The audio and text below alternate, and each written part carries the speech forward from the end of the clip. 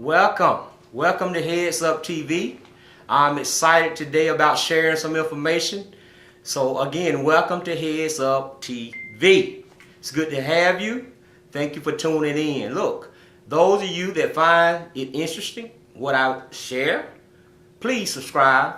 We need you to subscribe. I got a lot of more stuff I want to share, a lot of videos I got to put out there. But I want to address something today because I've received quite a bit of emails and text messages asking me, Carter, why haven't you addressed the police issue, the killing of blacks, and also the killing of police? We want to see your and hear your take on it.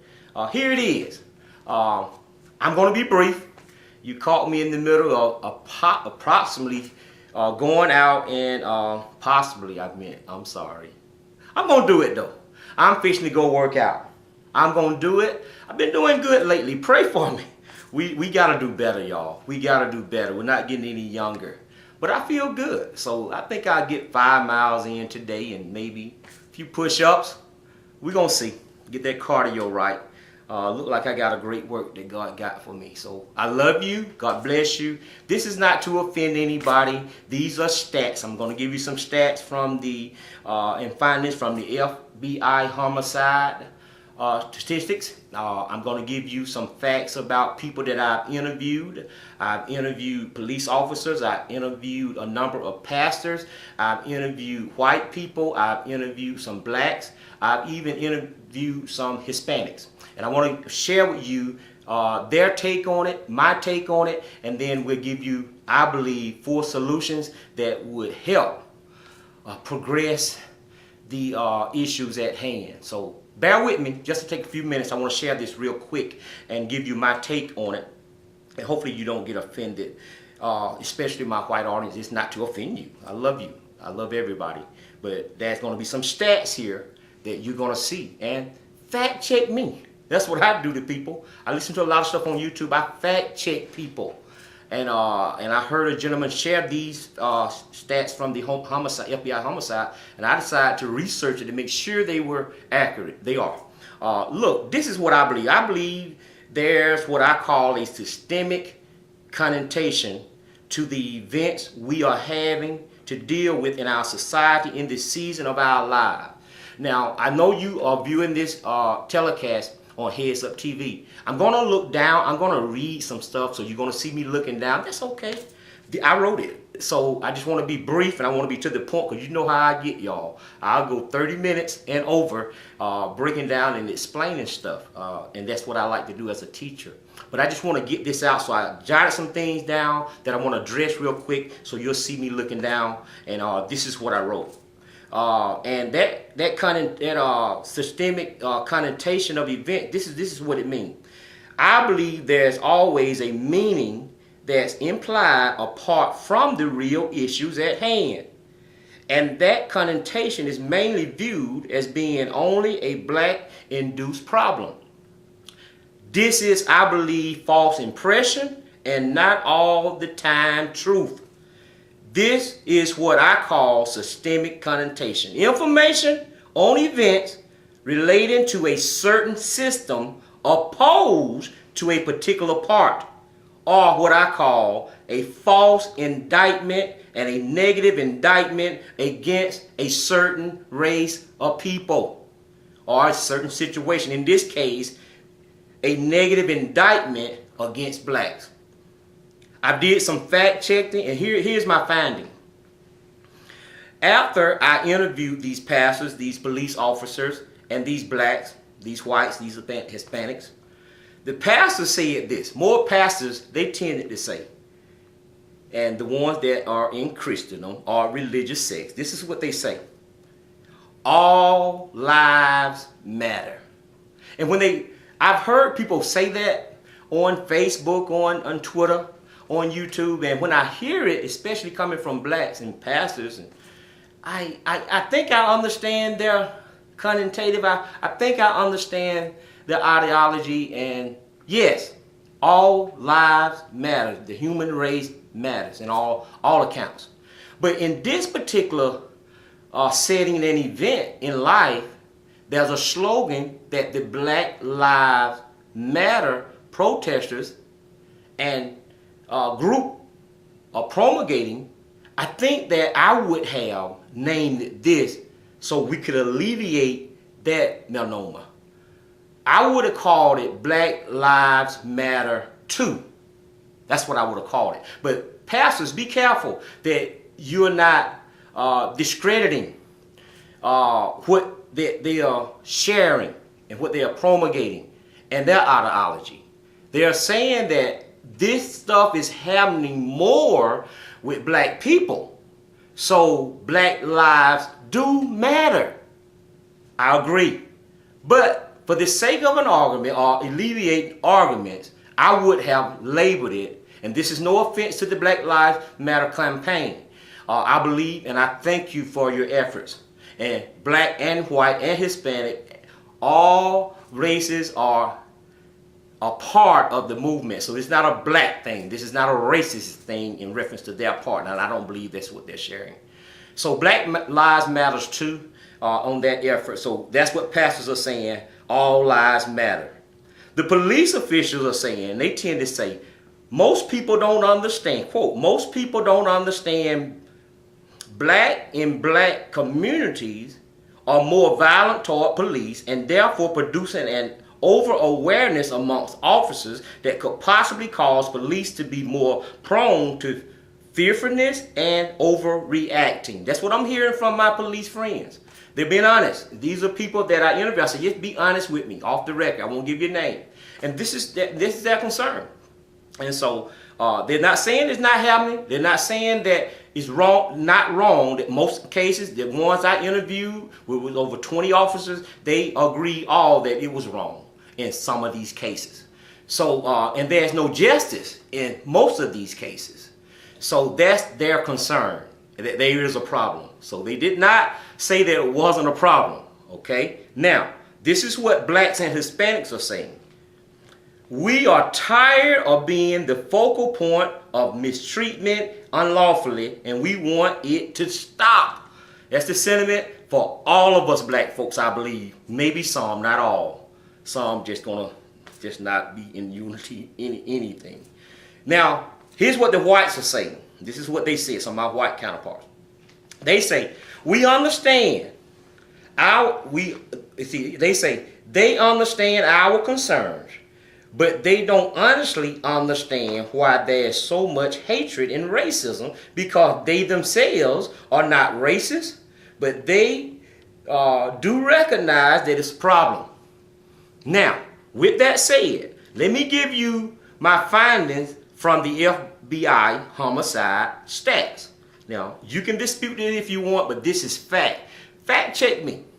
It says, homicides.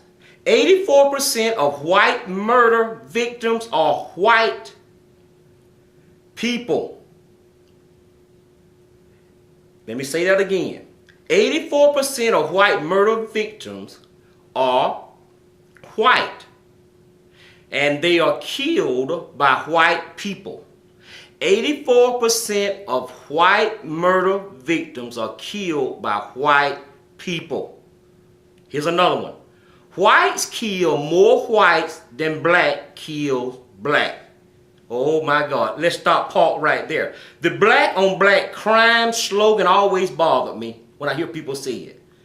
I believe it's a systemic connotation and a negative indictment that should not be the focal point. But why don't we say white on white crime? According to these stats, it's more. Why are we focused on every time a police kill a black, the black people in churches and pastors are saying, these blacks, we need to deal with this black on black crime. We just say anything, don't we? Without knowing some truths. Because our brain have received information that propaganda from the news reporters that are mainly in black communities as the focal point. I call that a systemic connotation. Listen, whites commit more crime on other races than any other race. They kill more elderly people, more children, and more black people than any other race. Research it. This is fact. And this is nothing against white people. I'm only asking, if we keep talking about black on black crime, why we're not talking about white on white crime? Why we're not seeing more of that on news? And I'm not here to debate or discuss this. This is my findings. You can say, I found something else. But it bothers me when we don't address the whole truth. And we want to pinpoint some things and discredit people that are actually doing something about it. And I'm hearing a lot of pastors and a lot of police, a lot of blacks, a lot of Hispanic, a lot of white folk that really don't know what we're talking about half the time. And we'll say these things and it offends people that are actually doing something. We got people talking against marching. How you going to talk against marching when that boycott against the busing system and the garbage workers, I think, that it worked for them. When Martin Luther King done marched, it worked. So I'm okay with doing something other than sitting back criticizing.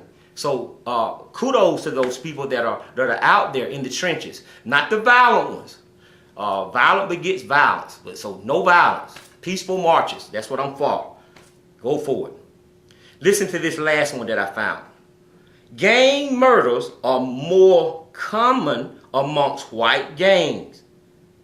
You hear this? These are findings from the FBI homicidal stats.